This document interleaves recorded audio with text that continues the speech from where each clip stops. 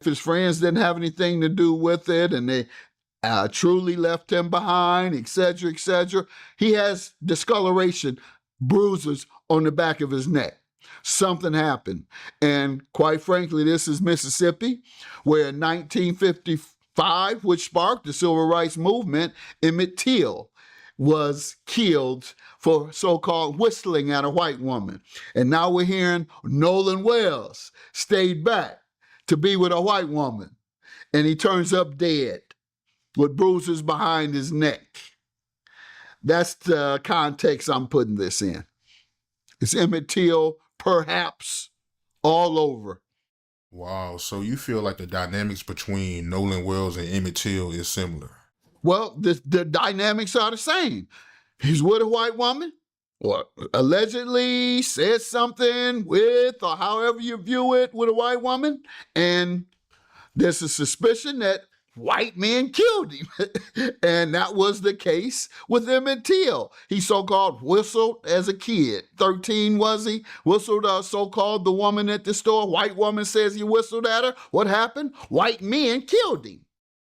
And that's why I'm making that analogy. But it could altogether be untrue. But I'm making the analogy as a possibility. And that is the case of my thought processes. So it was actually bruises behind his neck? Yes. Yeah, I mean, what else? Why is it only there in the back of your neck, which is coincidentally how you drown somebody? You put the head in the back of the neck and not let them up, and they try and push up, but you got the head down, so the head bruises in the back of the neck because somebody tried to hold it down or did hold it down. Not know that existed. And if this is authentic radio transmission between the dispatcher and the caller, then certainly this turns it on its head. They're observing him injured, asking if he's dead. Whoever on that call, with the technology we have now and with interviews amongst the folks who were there, or the phone that the emergency call came from, the dispatcher has that number. Someone can get it. Then you'll go to the person who made the call and say, what did you see? This is real easy if that is the case. So we'll see what they do with this evidence. The fact that there's some audio from the dispatcher where the person calling asks, or in the background, one or the other, asks, oh my God, is he dead? Judge Mathis just surgically broke down why you are a dummy if you don't believe that Nolan Wells was murdered in cold blood. After all the evidence that have came out, if you still believe that Nolan Wells accidentally drowned, there's something wrong with you. She didn't have to cut me off. We were nothing. Your love, she treat me like so up.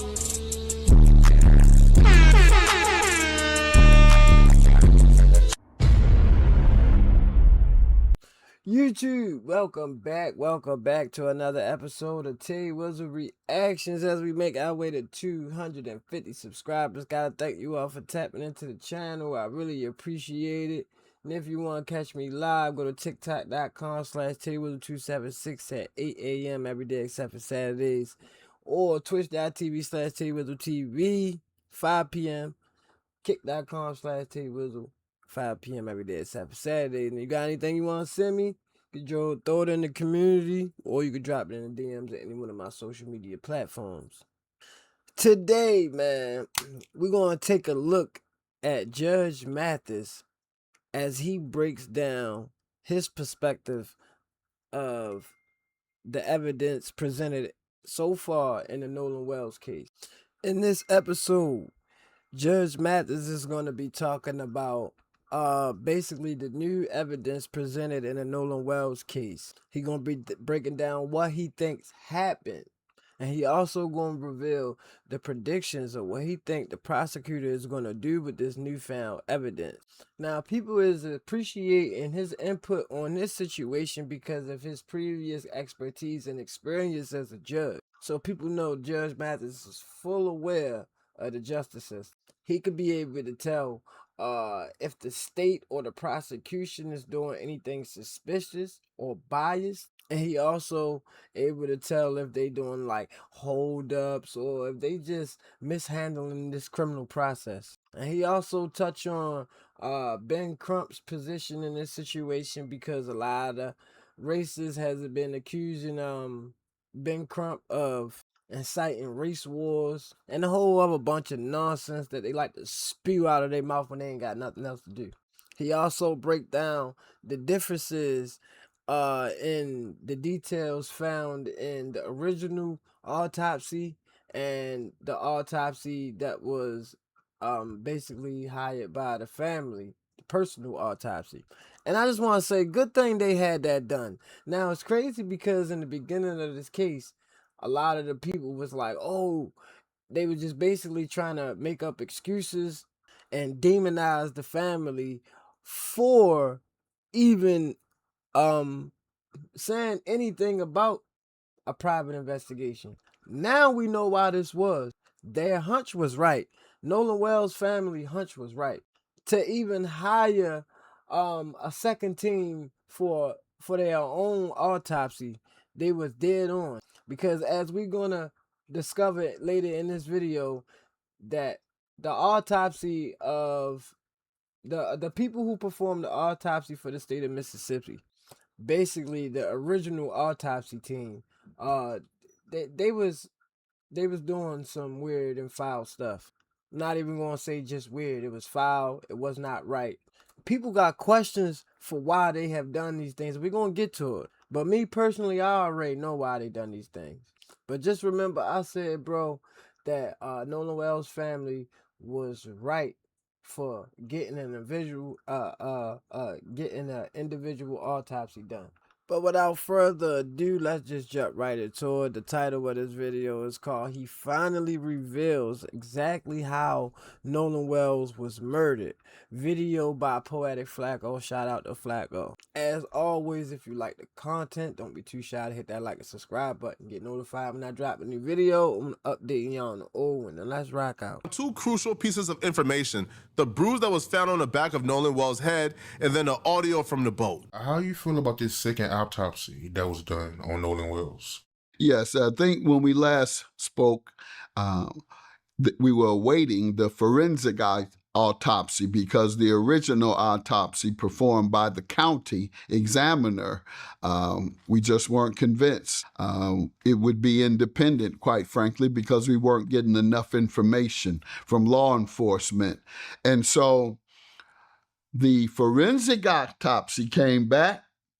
And lo and behold, even though they're trying to downplay it, and I understand Ben Crump and NAACP and others don't want to try and jump to conclusion or step too far out, but the forensic autopsy showed that there was what they call discoloration. No, I call them bruises in the back of the head, appearing that someone has had their hand pressed at the back of their head, at the back of Nolan's head. That's concerning to me. And what's even more concerning is when the autopsy sent over their notes to the independent autopsy that they took Nolan Wells' body to, they had notes. And from these set of notes, they'll figure out which bruises, which cuts was caused by the original autopsy, so they know to ignore it. When they checked their notes, the original autopsy failed to reveal there was a bruise at the back of Nolan Wells' head. The independent autopsy, they found the bruise and they reported it. But here's the thing though. We still don't have Nolan Wells' cause of death yet, because for it to be drowning, the lungs got to be waterlogged. Well, the original autopsy never sent over the lungs. Well, the original autopsy did theirs first. So if you did yours first, wouldn't you have the opportunity to run all the tests and do everything you got to do with the lungs before you sent over the body? Well, they never sent the lungs with the body. So the independent autopsy was unable to determine the cause of death. It was inconclusive. And remember, that's why I said Nolan Wells' family was right to have an independent autopsy done. This was the reason why I said that. They did not send the lungs over so the independent autopsy could determine the cause of death. That means they are intentionally preventing us from finding that out. They are actively trying to stop us from finding out what happened to Nolan Wells. You've had different stories coming out from the teenagers. One of the young men himself spoke out about it, claiming they had begged Nolan to get on the boat, and that he wouldn't. Then there's the woman that he's supposed to have stayed back with. I think her name Katie or something. Well, he was supposed to have stayed back with Katie. That was their story. However, Katie's friend says that she saw him only in passing on the island, didn't stay with him, and Katie isn't saying anything at all. That's an element that I also missed as well regarding the friend. Now, I think the friend he's talking about is Katie's sister. The older sister is kind of downplaying to the extent in which Katie and Nolan Wells was hanging out. But the Katie portion of this, which we have to cover because the Katie portion like directly debunks the friend's story, right? They claim that Katie will be their alibi, that Katie saw them leave without Nolan. Katie says, no, I didn't. The last time I seen Nolan was when y'all was calling him over. Bruh. Right? So we're being put in a position where we got to look at a bruise in the back of his head, and that bruise could be anything, right? That bruise could be something that Nolan Wells already had. That could have been something where somebody like knocked Nolan Wells unconscious. Yo, we just seen a video where another man just got arrested for murder, where he knocked out a man and then threw him in the water while the man was unconscious. Was that bruise in the back of Nolan Wells' head a bruise from him being knocked unconscious, then they threw him in the water too? Who knows? But we're being put in a position that I think is very unfair. It's very unfair, where we're being asked to ignore bruises on the body, autopsies like damn near being sabotaged because the lungs were not sent over and the throat was not sent over. The audio where we're hearing people talk about Nolan being dead, the phone being with the friend. We're asked to ignore every red sign there is and be, I guess, as optimistic as you could be in a situation, which is at least he was not murdered. At least he did not die, like forcefully, right? But I don't know, bro. I'm not believing it at all. And I think a judge who his literal job was to make decisions for the last, 2 or 3 decades, I think that judge will be able to look at this and make a judgment call that's at least credible, right? Now, if you disagree with the judge, you disagree. But this nonsense of any skepticism is uncredible, that's out the window. Now, Judge Mathis also touched on the audio that got released. And here's what he had to say about the audio. I did not know that existed. And if this is authentic radio transmission between the dispatcher and the caller, then certainly this turns it on its head. They're observing him injured, asking if he's dead. Whoever on that call, with the technology we have now and with interviews amongst the folks who were there, or the phone that the emergency call came from, the dispatcher has that number. Someone can get it. Then you'll go to the person who made the call and say, what did you see? This is real easy if that is the case. So we'll see what they do with this evidence. The fact that there's some audio from the dispatcher where the person calling asks, or in the background, one or the other, asks, oh my God, is he dead?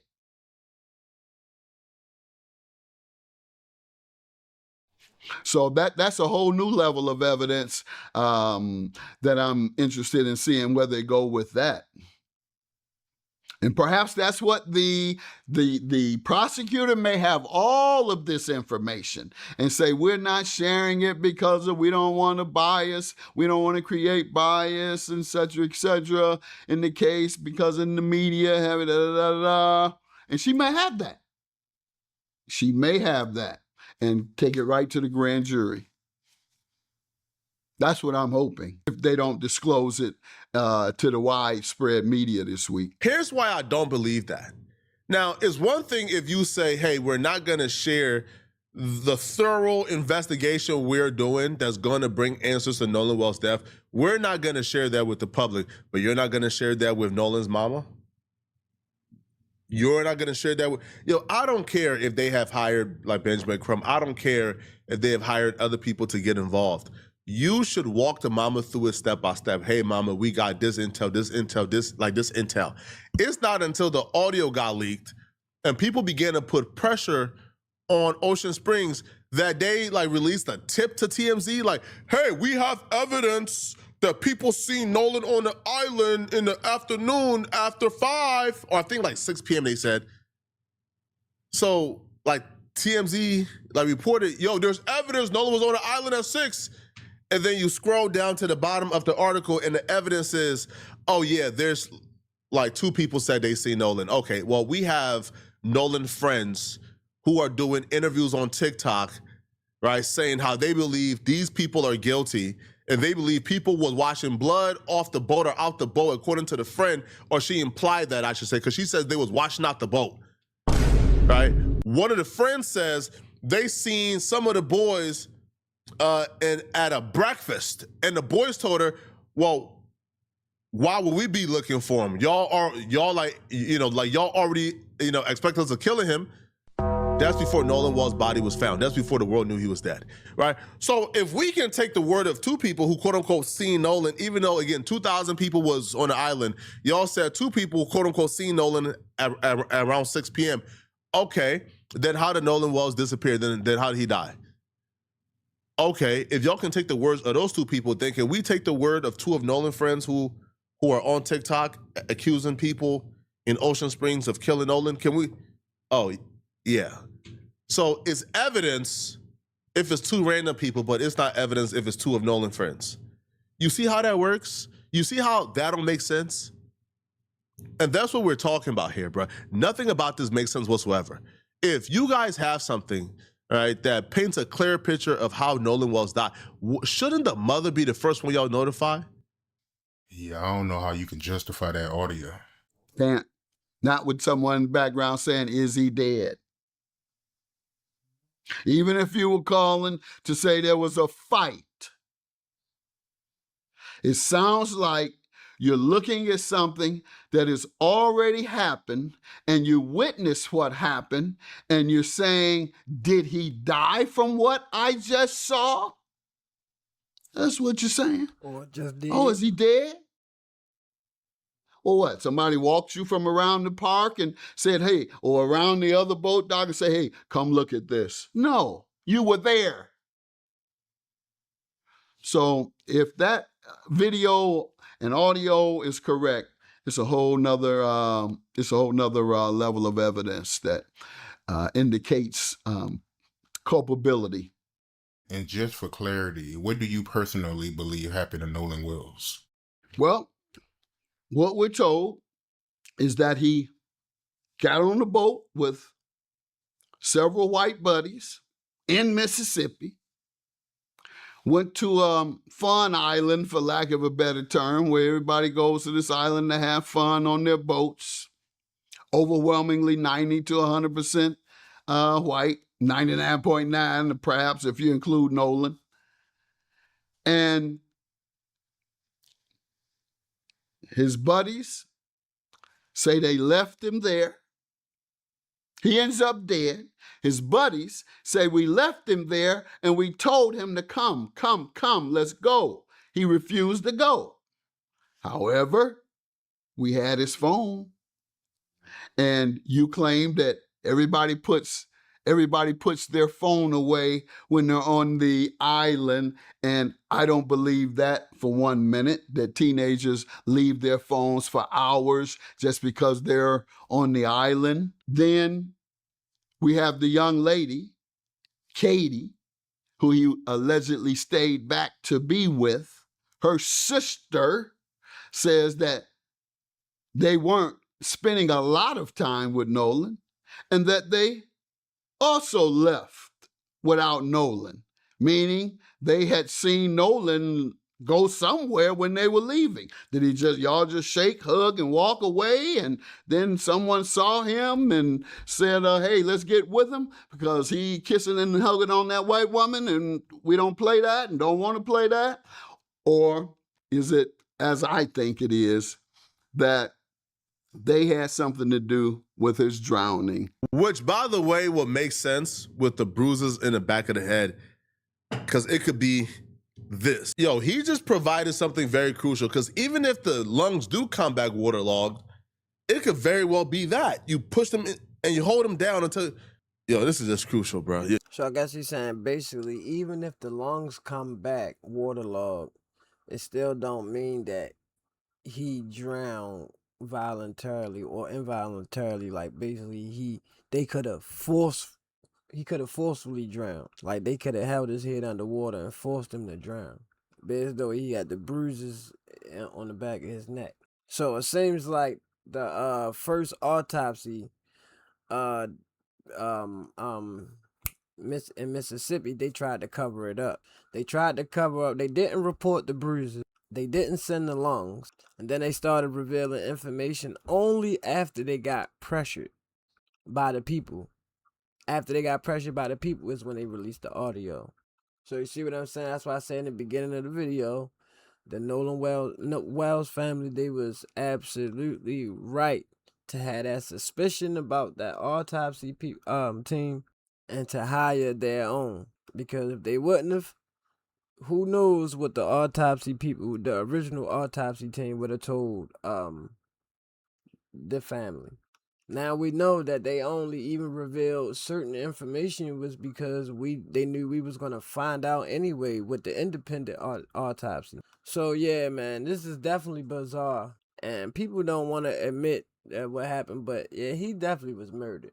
His friends murdered him, bro. They went on TV lying about how much they loved him and how much they cared for him. Didn't show not one drop of emotion. Then they implicating other people, trying to get them to all coerce each other's stories by involving Katie. The whole time she basically said she was with Nolan for a split second. Some other people who they not trying to put in the media and they not trying to interview, who is also friends of Nolan Wells, and apparently his white friends said that they saw them at some point washing something out of a boat or washing the boat off. So what does that tell you? And what was they washing? Basically, y'all was coming from an island, drinking and having fun. What was y'all washing off a boat? I don't know how this is gonna play out. I don't know what tricks they're gonna pull next.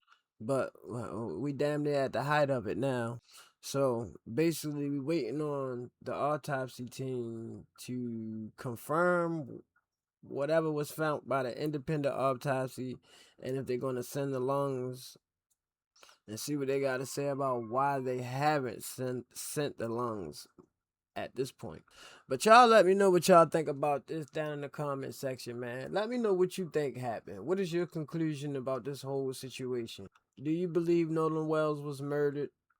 If so, if you believe he was unalive, who do you believe unalived him? Now, of course, I already know who a lot of y'all candidates is. Probably the same as mine. That goes without saying. But if you do think that was the case, how many people roughly do you think was involved? Do you think it was just them, or do you think it could have been others? There's those other people speaking out. I doubt it. But definitely their family. The family of the friends, such as the uncle, the one who basically told the dispatcher never mind, the people who came and pick them up, they family, period. Supposedly they got some family in the court system and in the medical field where the department of the autopsy was done? And if you don't think Nolan Wells was unalive, what do you think happened to him? Let me know what you think. In your opinion, it's no right or wrong answers, but let me know if you don't think he was unalive. Let me know what you think happened. And if anybody got any predictions about what the coroner office is going to do or reveal next, that is also welcome down in the comment section. Shout out to Poetic Flacco for the video, and as always, if you like the content, man, hit that like button. And if you made it this far in the video, don't be too shy to hit that subscribe button. Get notified when I drop a new video or when I'm updating y'all on the old one. We're on our way to 250 subscribers. Gotta thank you all for tapping into the channel. Really appreciate it, man. If you want to catch me live, go to tiktok.com/TWizard276 at 8 a.m. Twitch.tv/TWizardTV at 5 p.m. Kick.com/TWizard at 5 p.m. as well, every day except for Saturdays. And if you got any clips you want to send me, go ahead and throw that in the DMs of my social media, or you can put that in the community. About to get on out of here. Freshen up. Gotta go make a couple runs, and then we gotta get on live. Hope I see y'all there. Today we might start up on Kick, not sure, but most likely we're gonna be on Kick today. But man, I gotta get up out of here, man. I appreciate y'all for stopping by. Don't forget to hit that like and subscribe button and comment down below what you think happened. And I'ma see y'all on the next video. Alright, I love y'all. Thank you for watching.